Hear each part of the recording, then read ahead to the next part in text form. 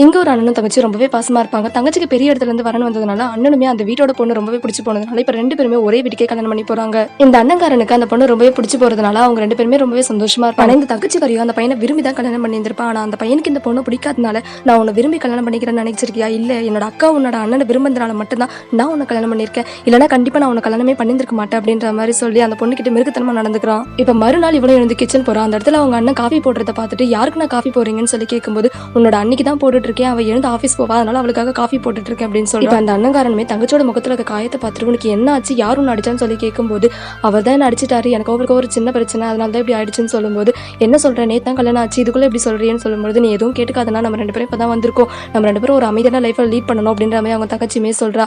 இப்ப இவனுமே சரி எதுவா இருந்தாலும் என்ன நடந்தாலும் நீ என்கிட்ட சொல்லு அப்படின்ற மாதிரி அங்க இருந்து போயிட்டு அந்த அண்ணங்காரனுமே அந்த காஃபி எடுத்துமே அவங்க ஒய்ஃபு கொடுக்க அவளுமே வந்து அதை குடிச்சிட்டு ரொம்ப நல்லா இருக்கு, நீ நல்லா காஃபி போடுற அப்படின்னு சொல்றா. இப்ப அந்த நேரம் அவளுக்கு ஒரு ஃபோன் வருது, கம்பெனில ஒரு சின்ன ப்ராப்ளம் ஆயிடுச்சு, சீக்கிரம் வாங்க அப்படின்னு சொல்லிட்டு சரின்னு சொல்லி அவளுமே எழுந்து எனக்காக ஒரு உதவி மட்டும் பண்றியா, நான் தூங்கி எழுத லேட் ஆகி போச்சு, எனக்காக இந்த துணியை மட்டும் அயன் பண்ணி வைன்னு சொல்லும்போது சரி நான் பண்றேன் அப்படின்ற மாதிரி அவளுமே சொல்றான். இப்போ இந்த அண்ணங்காரனுமே அந்த பொண்ணுக்காக அந்த துணியை அயன் பண்ணிக்கிட்டு இருக்கான். தெரியாதனமா அதுல ஒரு ஓட்டையும் விழுந்து போகுது. இதனால அந்த பொண்ணுமே அந்த துணியை பார்த்துட்டு என்னாச்சு, ஏன் இப்படி பண்ண அப்படின்னு சொல்லிட்டு அந்த அயன் பாக்ஸ் எடுத்து அவனோட கையிலேயே வச்சிடறா. இதனால அவளுமே நான் மன்னிச்சிட்டு நான் தெரியாம பண்ணிட்டேன் அப்படின்னு சொல்லிட்டு அவளுமே கத்த ஆரம்பிக்கிறான். இங்க அவனோட தங்கச்சியும் ஹஸ்பண்ட் காஃபி எடுத்து போய் கொடுக்குறான். அவனுமே அந்த காஃபியை குடிச்சு பார்த்துட்டு இது என்ன காஃபி, உன் மூஞ்சி மாதிரி நல்லா வேலை அப்படின்னு சொல்லிட்டு அந்த பொண்ணோட கையை அந்த காஃபிலேயே முக்கிய எடுத்துறான். சூடு தெரியுது இல்லையா, இந்த மாதிரி சூட்ல தான் எடுத்துட்டு வந்து கொடுக்குறான், நல்லா வேலை அப்படின்னு சொல்லிட்டு அந்த காஃபியுமே ஊத்திட்டு போயிடுறான். இப்ப அவளோட தங்கச்சியுமே அவனை பார்த்துட்டு என்ன ஆச்சு உன்னோட கைக்கு, யார் இப்படி பண்ணான்னு சொல்லி கேட்கும்போது தெரியாதனமா நான் தான் அயன் பாக்ஸை சுட்டுக்கிட்டேன்னு சொல்றான்.